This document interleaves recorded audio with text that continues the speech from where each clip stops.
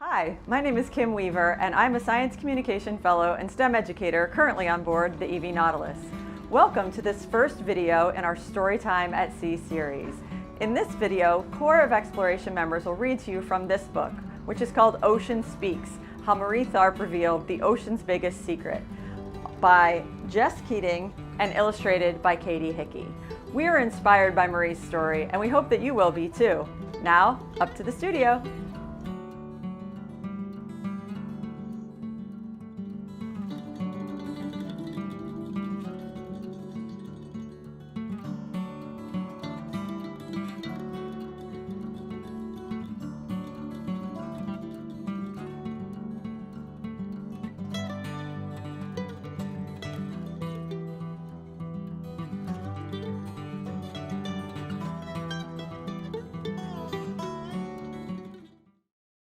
The beach was a blanket of squishy, soft sand, and Marie wanted to feel it under her feet. Shoes off, socks off. The ocean stretched out before her like a big blue mystery. The waves were talking to her, whooshing up to her toes, sighing away again.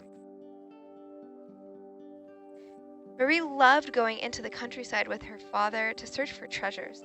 She discovered forests and farmhouses, boulders and bird calls, wheat fields and waterfalls.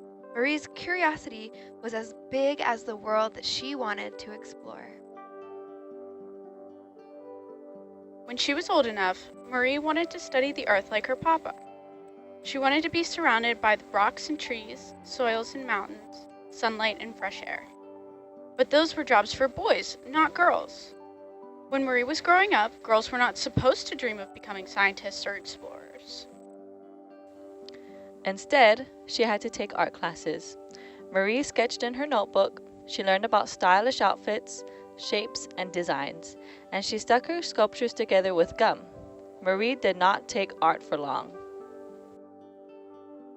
Soon, many men went off to fight in the war. With the men away, women were encouraged to learn science. Marie saw her chance. She began studying geology, math, chemistry, and physics. There was so much to explore. She discovered geodes and geometry, equations and elements, atoms and antimatter. Marie was so proud when she got her first job in a laboratory in New York. When her male colleagues returned from the war, they were sent on research trips. Marie wished she could go too. They were sailing the Atlantic Ocean, using high-frequency sounds to explore the ocean. They got to work with the sun on their skin and salt in their hair, but women were considered bad luck on ships. Marie wasn't allowed to join her colleagues. She had to stay behind. Box after box full of depth measurements were sent back to the office. Marie's job was to use the data to create a map of the ocean floor, plotting every point on paper. She knew the ocean and its secrets were inside these boxes, so she set to work. Marie's fingertips became stained with ink. Eraser shavings fell to the floor. Her drafting lamp hummed beside her. She had found another way to follow her dream. With her map, she could be an explorer after all. Instead of the vast open ocean, she dove into her tiny, cramped office. Instead of crashing waves, she sailed through reams of smooth paper. Instead of clouds, she dreamed of calculations. And instead of the dark, mysterious ocean depths, she swam through bottles of pitch-black ink. Marie mapped point after point after point inside her small office. Marie's map grew bigger and bigger and bigger. Soon, Marie wasn't in her office anymore. She was an explorer on the ocean floor, surrounded by valleys and peaks, mountains and canyons, dips and hills. After weeks of work, Marie looked at her map. Something was wrong. There was a deep rift valley on the floor of the Atlantic Ocean. A long crack, with mountainous peaks on both sides. The ocean was talking to Marie again. But what was it telling her? Marie showed the map to her colleague. He yelled. He argued. It must be a mistake. Nothing but foolish, silly girl talk. He told Marie to redo her work. She knew her map was correct, and was eager to prove it.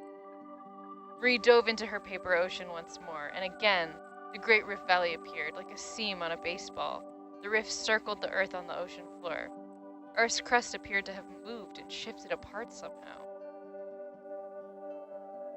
Despite her evidence, nobody believed in Marie's work.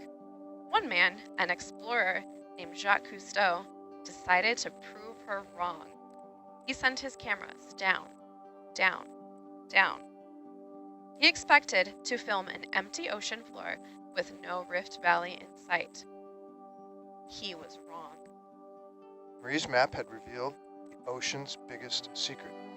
The Rift Valley was as real as any valley on land. There were mountains beneath the waves, hidden by the ocean's great depths. Marie had discovered what would soon become the largest known mountain range on our planet. Her map became famous. Because of it, scientists started wondering, how did the ocean floor move like this? Was it still moving? What other truths could we learn by studying the hidden depths? Marie's map opened the door for us to better understand our planet. The next time Marie visited the ocean, she listened to it whoosh and sigh around her. She felt the sun on her skin and the salt in her hair, and she smiled.